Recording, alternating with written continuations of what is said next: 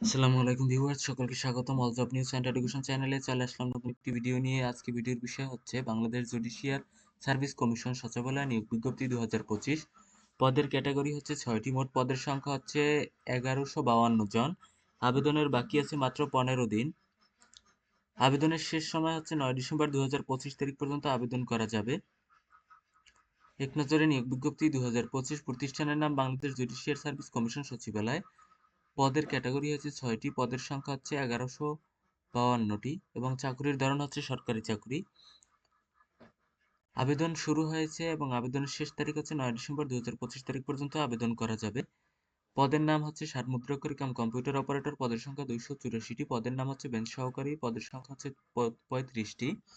পদের নাম হচ্ছে অফিস সহায়কারী কাম কম্পিউটার মুদ্রাক্ষরিক 253টি। পদের নাম হচ্ছে গাড়ি চালক 22টি এবং পদের নাম হচ্ছে জারিকারক, পদের সংখ্যা হচ্ছে 157টি। পদের নাম হচ্ছে অফিস সহায়ক, পদের সংখ্যা আছে 401টি।